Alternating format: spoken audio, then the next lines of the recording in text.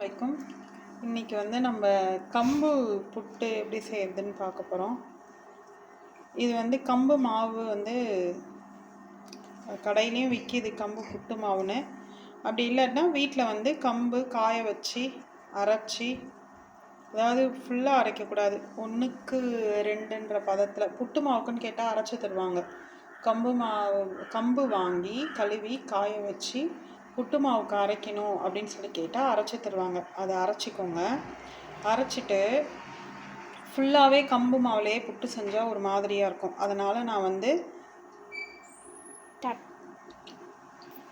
வெறும் கம்பு மாவு சேர்த்தோன்னா நான் சொன்னேன் இல்லையா, ஒரு மாதிரியாக இருக்கும். அதனால் இப்போ 2 ஸ்பூன் கம்பு மாவுனா 1 ஸ்பூன் அரிசி புட்டு மாவு. இதுவும் இதே தான், பச்சரிசி இருக்கு இல்லையா, அது நீங்கள் கழுவி காய வச்சுட்டு அது மில்லில் கொடுத்தீங்கன்னா புட்டு மாவுக்குன்னா அது மாதிரி அரைச்சி தருவாங்க.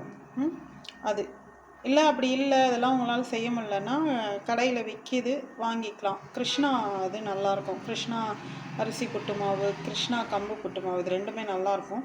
ஸோ நான் இதை அந்த ரேஷியோ 2:1, அதாவது 2 கம்புனா 1 அரிசி சேர்த்து இந்த மாதிரி கொஞ்சமாக தண்ணி லைட்டாக தெளிக்கணும். உப்பு போட்டேன்.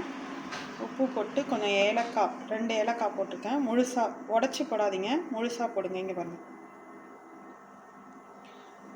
போட்டுட்டு லைட்டாக தண்ணி தெளித்து இந்த மாதிரி பிசைஞ்சிக்கணும். இது இப்படி பிடிச்சிங்கன்னா பிடிக்க வருது பாருங்கள், இந்த ஸ்டேஜ். ஓகேவா?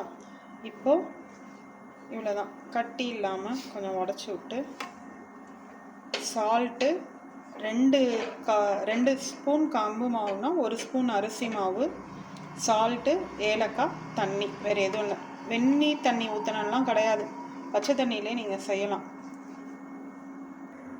இப்போ இதுக்கு அடுத்தது இட்லி பானையில் இந்த மாதிரி இட்லி பானை ஃபஸ்ட்டு தண்ணி வச்சுட்டு இட்லி பானை கீழே எடுக்க வச்சுட்டு மேலே ஒரு வாயில் புடவை, நம்ம வீட்டில் பழைய புடவை ஏதாவது இருந்துச்சுன்னா அதை கட் பண்ணி போட்டு அதுக்கு மேலே இதை வச்சுக்கோங்க.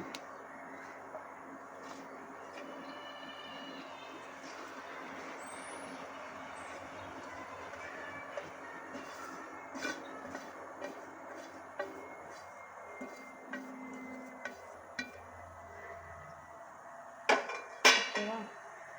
இதை வச்சுட்டு இதுக்கப்புறம் இட்லி பானையை மூடி வச்சுருங்க. இது வேகட்டும். ரொம்ப வேகணும்னு அவசியம் இல்லை, ஒரு 10 மினிட்ஸ் வெந்தால் போதும். இப்போது 10 மினிட்ஸ் ஆயிடுச்சு. அடுப்பை சிம்மில் வச்சுட்டு ஓப்பன் பண்ணி வெந்துருச்சான்னு பார்க்கணும். வெந்தது எப்படி செக் பண்ணணுன்னா, இப்போது கொஞ்சம் இந்த மாதிரி எடுத்து இந்த மாதிரி உருட்டி பாருங்கள். உருட்டினா உருண்டையாக இருக்குது பாருங்கள், அப்போது மாவு வெந்துருச்சுன்னு அர்த்தம். இதுக்கு அடுத்தது ஸ்டவ் ஆஃப் பண்ணிவிட்டு, ஓகே, நான் இப்போது இதிலேருந்து ஷிஃப்ட் பண்ணிட்டேன்.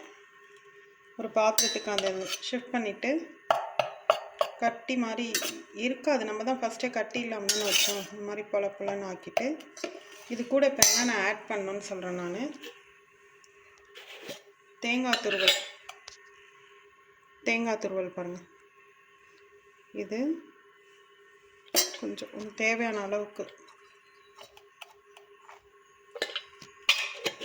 தேங்காயில் ஃபைபர் இருக்கு இல்லையா, உடம்புக்கு நல்லது தான் அது. அடுத்தது நான் ஜீனி யூஸ் பண்ண மாட்டேன், வெல்லம். அப்படி இல்லைன்னா இது நான் யூஸ் பண்ணுறது பனை வெல்லம் இல்லையா, அந்த பனை வெல்லம்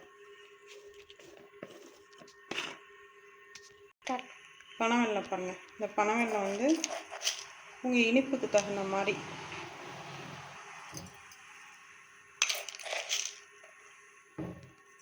சூடாக இருக்கும் போதே போட்டுருங்க. நான் சும்மா 2 ஸ்பூன் தான் போட்டிருக்கேன். நீங்கள் உங்களுக்கு இனிப்புக்கு தகுந்த மாதிரி போட்டுக்கோங்க.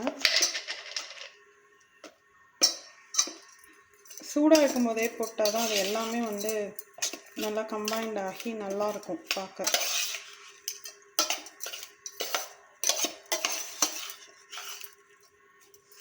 ஸோ இவ்வளோதான் கம்பு புட்டு. இப்படி தான் இருக்கணும், பளபளன்னு இருக்கணும். ஸோ இது வந்து இன்ஸ்டெட் ஆஃப் நம்ம வந்து வெளில போயிட்டு இந்த மசாலா பூரி, பானிபூரி இந்த மாதிரி கிட்ஸ்க்கு வாங்கி கொடுக்கறதுக்கு பதில் கொஞ்சம் ஒரு 5 மினிட்ஸ் 5 to 10 மினிட்ஸ் தான் ஆகும். இந்த மாதிரி செஞ்சிட்டோன்னா பசங்களுக்கும் ஹெல்த்தியாக சாப்பிடுவாங்க, ஹெல்த்துக்கும் நல்லது இல்லையா? இப்போ நெக்ஸ்ட் டைம் வந்து நான் உங்களுக்கு இன்ஷால்லா நான் அந்த ராகியில் எப்படி புட்டு செய்யறதுன்னு சொல்லித்தரேன். அதோட ப்ராசஸ் வேறு, அதில் கடலை எல்லாம் போட்டு செய்வாங்க. அது நான் ஒரு நாள் உங்களுக்கு செஞ்சு வீடியோ போஸ்ட் பண்ணுறேன். தேங்க்யூ. இந்த வீடியோ உங்களுக்கு பிடிச்சிருந்தா லைக் பண்ணுங்கள், ஷேர் பண்ணுங்கள், சப்ஸ்கிரைப் பண்ணுங்கள், மறக்காமல் கமெண்ட் பண்ணுங்கள். பாய்.